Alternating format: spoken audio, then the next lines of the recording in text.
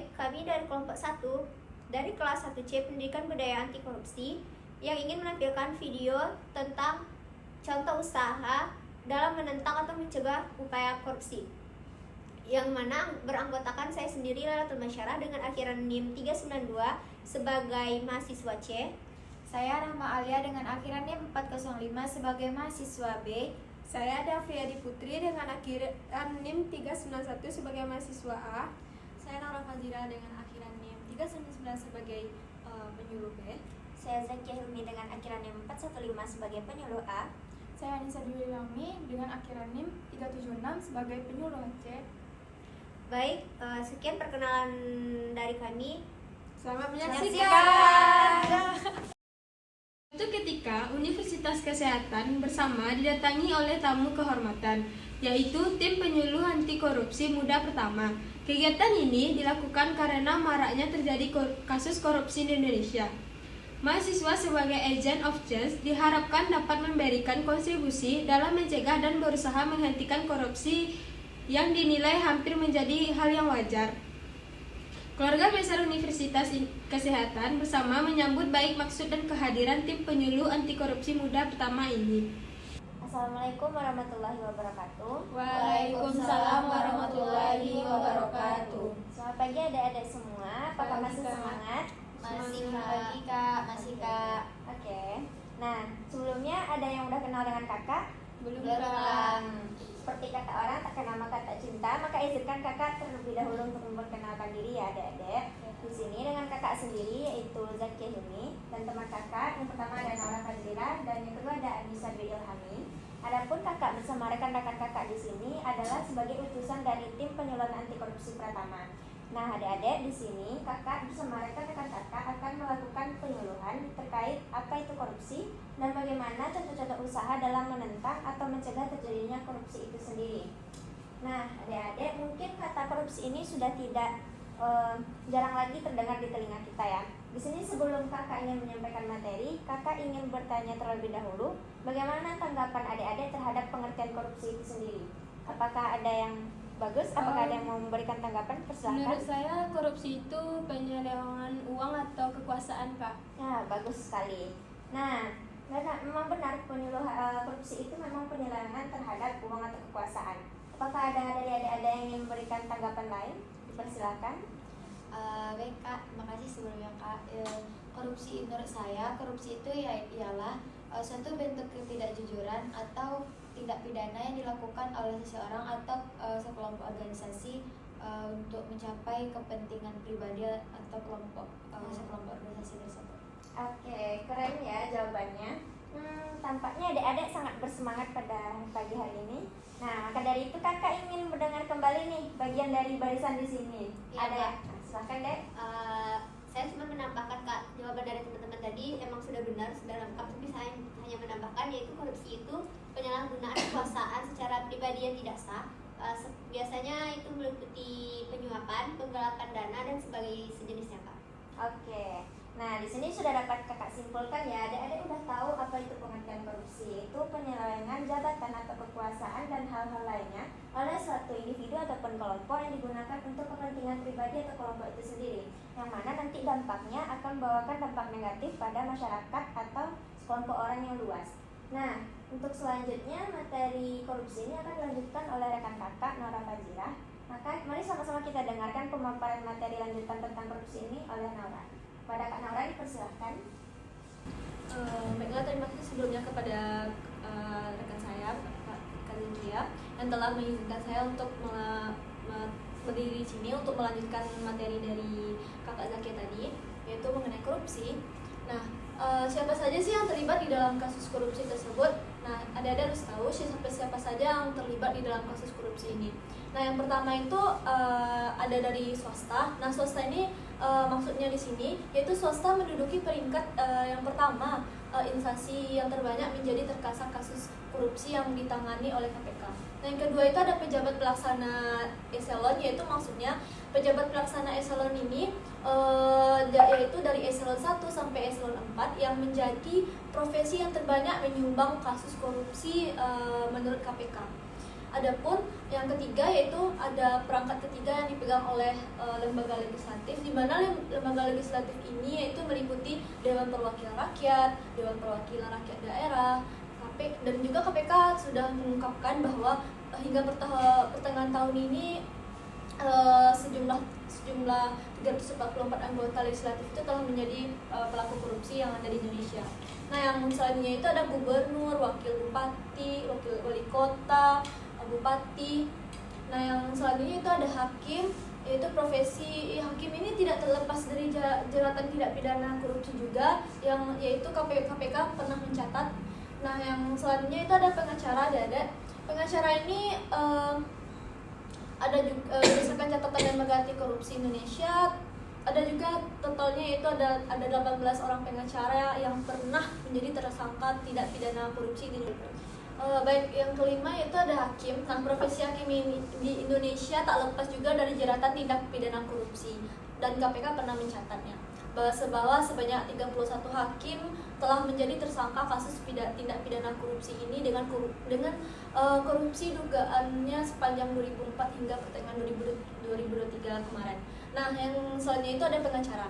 Nah, berdasarkan catatan lembaga anti korupsi di Indonesia, ada 18 orang pengacara yang pernah menjadi tersangka tindak pidana korupsi ini. Nah, yang selanjutnya itu ada jaksa. Masih dari sektor hukum juga, bahwa profesi jaksa ini turut menjadi penyumbang kasus korupsi yang terbanyak di tanah air kita di Indonesia. Dan yang selanjutnya itu yaitu ada polisi. Nah, berdasarkan data KPK mulai dari 2004 hingga pertengahan Juli 2023 kemarin, ada beberapa orang anggota polisi yang ditetapkan sebagai tersangka tindak pidana korupsi.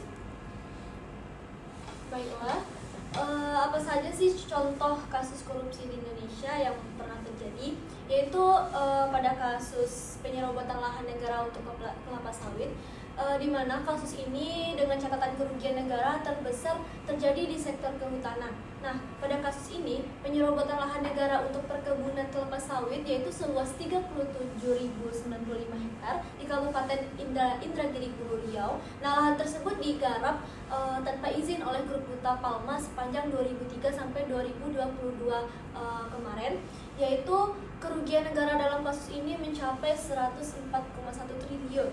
Nah, Pengadilan Negeri Jakarta Pusat telah mengeluarkan vonis terhadap kasus ini. Nah, yang pertama terhadap Surya Darmadi, yaitu pemilik Grup Huta Palma, yaitu perusahaan ini memanfaatkan lahan negara secara ilegal. Nah, ia divonis pidana selama 15 tahun dan denda sebesar 1 miliar, subsidiar 6 bulan kurungan. Dan apa saja sih dampak-dampak yang pada saat kita melakukan korupsi ini? Yang pertama itu dampak korupsi bagi negara kita, yaitu negara Indonesia. Yang pertama itu melambatnya pertumbuhan ekonomi suatu negara. Nah, yang selanjutnya itu akan meningkatkan tingkat kemiskinan yang ada di Indonesia, yang ada di negara kita. Nah, yang ketiga itu menurunnya investasi negara. Selanjutnya kita ada dampaknya yaitu meningkatkan ketimpangan pendapatan, dan juga dampaknya bisa menurunkan tingkat kebahagiaan masyarakat suatu negara. Nah, tadi kan dampak korupsi bagi negara.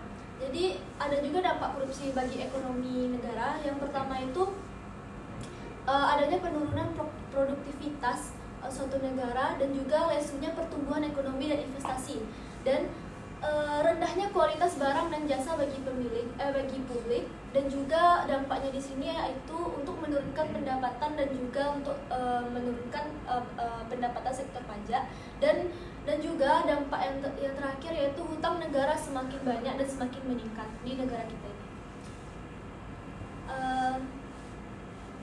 Baiklah, untuk materi selanjutnya yang akan dijelaskan oleh rekan saya.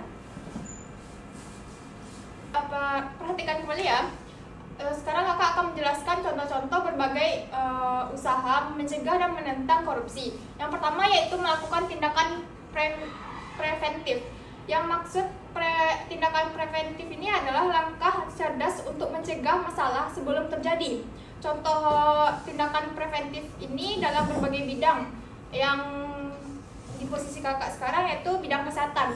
Di bidang kesehatan ini kita menjaga pola makan yang sehat, berolahraga teratur, dan melakukan pemeriksaan kesehatan secara berskala. Lanjut, melakukan edukasi sedini mungkin.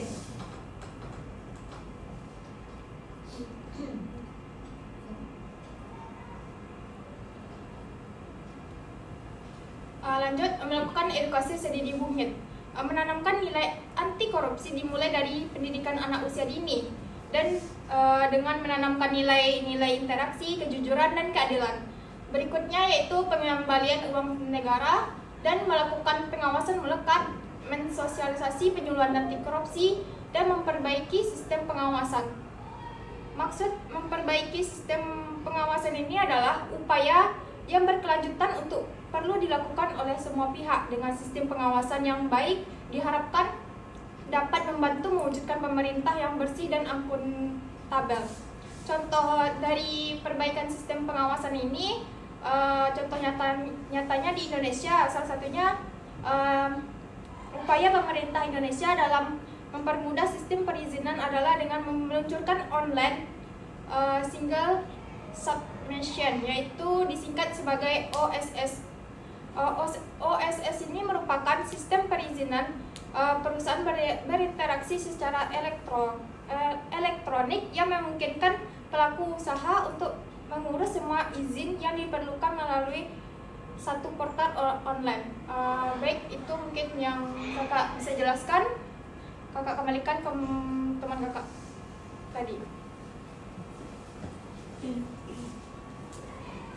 Nah, adik-adik sudah sama-sama kita saksikan kan pemaparan materi mengenai korupsi, mulai dari pengertian korupsi, apa contoh korupsi, apa dampaknya, dan yang terakhir tadi dari Kak Anissa yaitu ada contoh-contoh atau berbagai usaha dalam mencegah dan menentang korupsi. Nah, di sini apakah adik-adik paham dengan penjelasan kakak bersama rekan-rekan kakak tadi? Masih semangat ya? Masih, Kak. Kak. Nah, di sini kakak bersama teman kakak juga membuka sesi diskusi. Nanti di akhir sesi diskusi ada hadiah buat adik-adik yang ingin bertanya. Nah, dipersilakan kepada adik-adik yang ingin bertanya. Wow, banyak ya. Nah, gantian dulu ya, Dek. Untuk pertanyaan pertama, persilakan pada adik. Berdiri, Kak. Ya, boleh diperkenalkan namanya. Eka. Baik, terima kasih sebelumnya kepada kakak Zakia. Di sini saya ingin bertanya kepada kakak dan rekan-rekan, yaitu bagaimana perusahaan swasta dapat berperan dalam upaya mencegah korupsi dalam bisnis mereka. Baik, terima kasih. Oke. Sebelumnya perkenalkan nama saya Rahma Alia. Oke, Kak. terima kasih kepada Adek Rahma Alia. Selanjutnya, nah, dipersilakan kepada Adek. Baik, sebelumnya terima kasih Kak. Perkenalkan, saya Daviadi Putri akan bertanya kepada Kakak. Apakah ada contoh keberhasilan dalam penegakan hukum terhadap kasus korupsi yang dapat dijadikan contoh bagi negara lain? Baik, terima kasih. Oke, terima kasih kembali. Ada lagi nih Adek yang di pojok mau bertanya, dipersilakan. Baik, izin juga. Perkenalkan nama saya Tuna Syara. Di sini saya akan bertanya kepada Kakak, yaitu pertanyaannya bagaimana peran media massa dalam mengungkapkan kasus korupsi dan bagaimana mereka dapat menjaga integritas tersebut dalam pelaporan. Sekian pertanyaan saya, terima kasih. Bagus-bagus ya pertanyaannya Adek-adek. Nah, di sini kakak dan teman-teman kakak akan berusaha menjawab sebisa kami. Nah, yang pertama itu akan kakak sendiri yang menjawab, yaitu pertanyaan dari Adek Rahma Alia. Nah, tadi Adek Rahma bertanya tentang bagaimana swasta dapat berperan dalam mencegah atau menentang korupsi. Nah, jadi begini ya Rahma, menurut kakak pribadi, swasta dapat berperan dalam mencegah korupsi itu dengan melakukan beberapa kebijakan seperti rutin melakukan pemantauan atau melaksanakan audit internal atau menerapkan etika bisnis terhadap sesama anggotanya. Nah, selain itu juga swasta ini kan suatu perusahaan atau lembaga gitu. Mereka juga dapat bekerja sama dengan berbagai kemitraan lain ataupun dengan pemerintah agar dapat meningkatkan integritas mereka sebagai suatu perusahaan yang bebas dari korupsi. Nah, intinya di situ dari pihak-pihaknya itu sendiri terlebih dahulu ya. Jika ada suatu tekad, maka bisa untuk menegakkan integritas mereka seperti kejujuran dan lainnya agar mereka tidak melakukan hal-hal yang dapat menimbulkan suatu kegiatan yang bersifat korupsi. mungkin itu jawaban dari kakak. Bagaimana, apakah Adik Rahma paham? Baik, terima kasih jawabannya Kak. Saya merasa paham atas jawabannya. Nah, oke.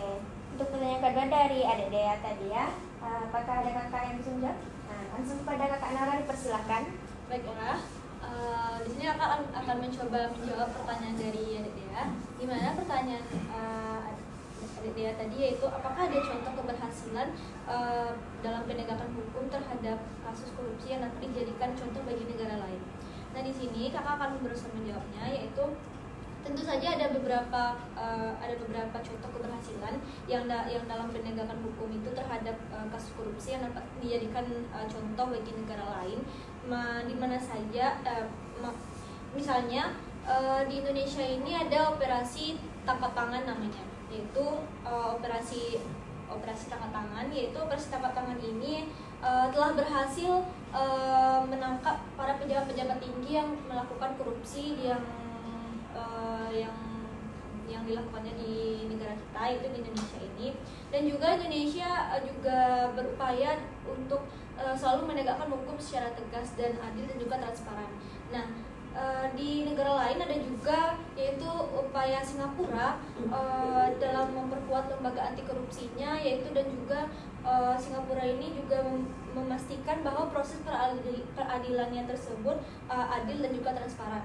Nah, dari kasus-kasus ini kita dapat menunjukkan atau memastikan pentingnya suatu kerjasama yang terjadi di antara lembaga penegak hukum dan juga kebijakan anti korupsi yang kuat, dan juga dukungan terhadap masyarakat untuk memerangi dan juga memberantas korupsi ini. Baiklah, mungkin hanya itu yang dapat kakak sampaikan. Saya kembali kepada kakak. Oke, bagaimana Dek Dea bisa memahami jawaban dari teman kakak tadi? Baik, terima kasih, saya paham sama jawaban kakak. Oke, kita masuk ke pertanyaan terakhir ya. Dipersilahkan kepada kakak Anissa untuk menyampaikan jawabannya. Baik, tadi pertanyaan adiknya yaitu bagaimana peran media massa dalam mengungkapkan kasus korupsi dan bagaimana mereka dapat menjaga integritas dan dalam pelaporan. Nah, media massa memiliki peran penting dalam mengungkapkan kasus korupsi dengan menyediakan platform untuk investigasi, pemberitaan, dan pengungkapan informasi yang relevan. Nah, untuk menjaga integritas dan dalam pelaporannya, mereka harus mengikuti prinsip-prinsip jurnalisme yang etis seperti verifikasi yang fakta, keterbukaan terhadap sumber informasi, dan menghindari konflik kepentingan. Ini membantu mencegah bias dan memastikan kebenaran dalam pelaporan. Mungkin hanya itu jawaban dari kakak berikan kepada pemirsa. Oke, Adik-adik udah terjawab semua pertanyaannya ya. Nah, mungkin untuk pertemuan kita kali ini sampai di sini ya Adik-adik. Di sini kakak bersama rekan-rekan kakak kembali ingin menyampaikan betapa berharapnya kami untuk agar adik-adik sebagai agent of change nih mahasiswa agar dapat menerapkan perilaku dan integritas yang baik agar tidak terjadinya korupsi di sekitar kita. Karena jika bukan dari kita pribadi, lantas siapa yang akan melakukan gerakan perubahan tersebut? Nah, mungkin sekian sosialisasi dari kakak bersama rekan kakak pada kesempatan kali ini. Untuk hadiahnya nanti kita bagikan ya adik-adik. Nanti akan ada sesi foto bersama dan lain sebagainya. Mungkin kami pamit undur diri. Assalamualaikum warahmatullahi wabarakatuh. Waalaikumsalam. Baik, sekian video reply dari kelompok 1 dari kelas 1C, yaitu tentang contoh usaha dalam mencegah atau menentang korupsi. Salah dan janggal atau kekurangan kami mohon maaf. Kami akhiri. Assalamualaikum warahmatullahi wabarakatuh.